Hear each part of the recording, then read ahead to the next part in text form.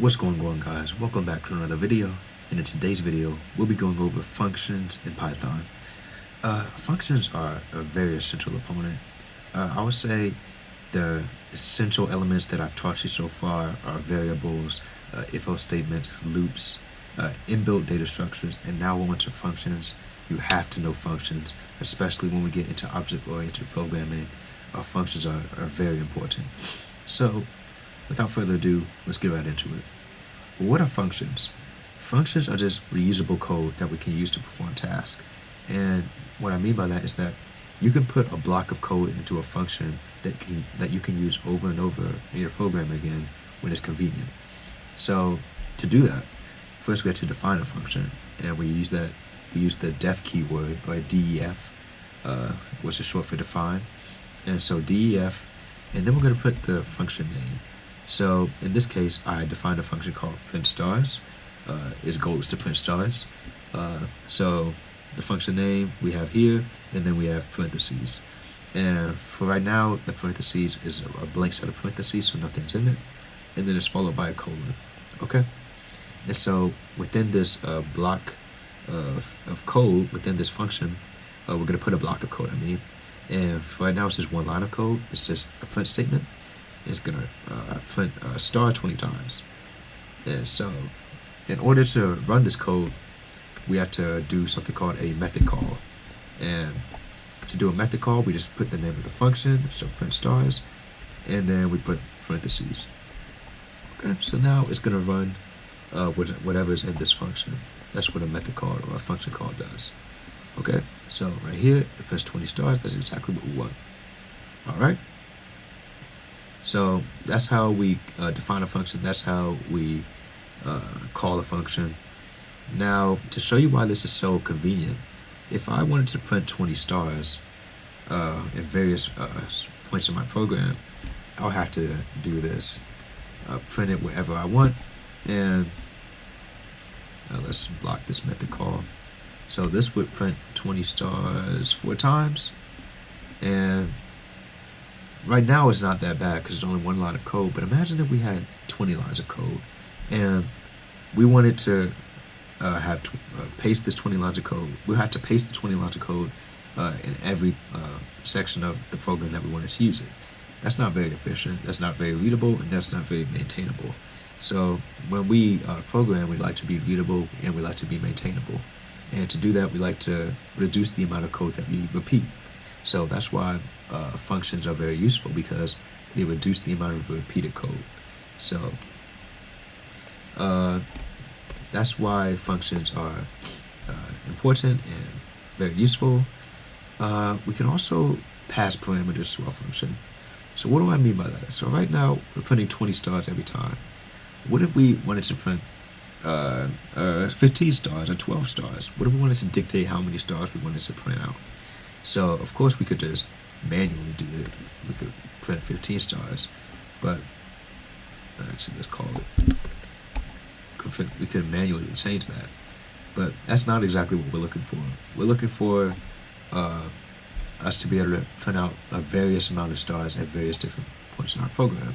So to do that, we pass a parameter, and to do that, we place the variable name or the parameter name, and inside the parentheses, I'm going to call this one num, and I'm going to replace the previous value, the 15, with num. So right now we're passing a parameter, just one. It can be any data type. In this context, we're using it as an int. And when we call print stars, right now this is not perfect. This won't run because we have a parameter, but we're not using that parameter when we call the function. When we have a parameter, for now, we have to call the parameter in our method call. So that's actually called an argument. So our argument is the value that we want. So I'm going to put 15 here.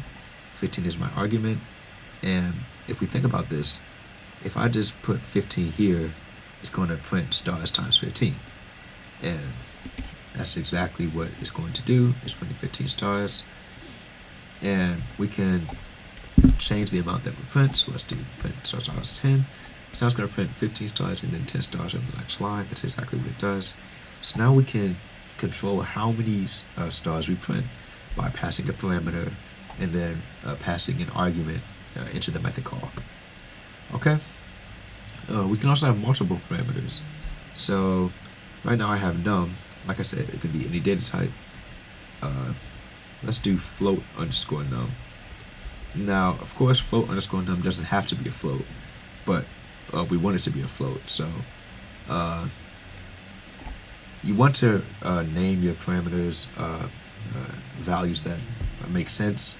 So if I want it to be a float, I'm not going to name it, list, for example. So we're not going to do anything fancy with this float. We're just going to print it out. So we're just going to print out float underscore num. And like I mentioned before, now we have two parameters, so we should have two arguments when we call this function. So I'm just going to put in a float value 2.7, and for this one, let's do 8.1, and it's going to print out 15 stars and then 2.7 and then 10 stars and then 8.1. Okay, and that's exactly what it does. So now we have two parameters. We can add as many parameters as we want. This is separated by commas like such, and then we can use them inside our function. Okay. I do want to note that parameters, I previously said that we have to match the number of parameters that we pass in our function to the amount of arguments that we have in our method call. That's not always the case. We can have optional parameters by just setting a default value to one of the parameters. So if I don't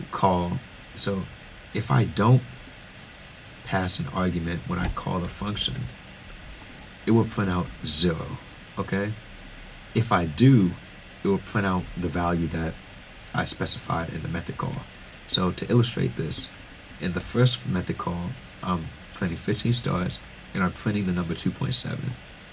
Okay, in the second method call, I'm printing the number 10, but I'm not passing anything for float underscore num.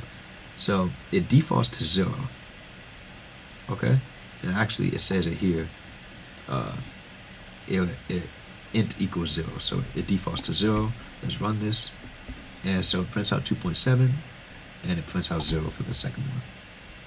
Okay, so that's how we pass optional parameters. The last thing we'll talk about are return statements. Return statements is pretty much exactly how it sounds. It returns a value to the caller. And what do I mean by that? Well, let's actually define a new function. Let's call it square. So we want to get the square of a number. So we're going to pass just one number. That's going to be num. And previously, all we were doing is we're printing the number. So we'll just print the square of the number. And let's not print stars anymore. Let's call square, and let's pass the number 2. So this should print out 4 because we're taking we're taking 2 squared, and it does. It prints out 4. Now, what if we wanted to actually use the value for? What if we wanted to use the value that we're printing out? Well, right now we can't do that, but there is a way, and that's a return statement. So we're returning the value that, instead of printing it out. So let's do return squared, return num squared. So return keyword and then num squared. Okay. So now instead of doing square 2, right now this won't do anything in the console, but this is actually a value now. This is a value. So square 2, this is 4. So we can do a lot of different things. Right now I'm just going to assign this to a variable, and then I'm going to print out the variable to show you that square, calling the method square, is actually a value now. So now it prints out 4 when I assign it to a variable. You can assign a print statement to a variable, but we can assign this value square 2 to a variable because we're returning it. This is a value. Okay? So that's very useful. We can use that, like I said, we can assign it to variables. We can use it in calculations. In large-scale programs, you're going to be using return a lot. It's especially useful when we do functions on lists and stuff, which we'll talk about later, mapping and filtering and stuff. return is very useful. There's also stuff called keyword arguments. We won't cover in this video. We'll cover in a future video though. And those are just basically arguments that, so parameters that we're unsure that will be passed or not. So not exactly optional parameters, but parameters that we don't know if they will be passed. Okay, but we'll talk about in a future video. In the next video, we'll be going over object-oriented programming. You must know object-oriented programming. It's a must. When we talk about going from the beginner to the intermediate level of Python, that is object-oriented programming. You need to know it, and I hope you check that video out. If you enjoyed this video, make sure to like, comment, and subscribe, and I hope to see you in the next one. Take it easy.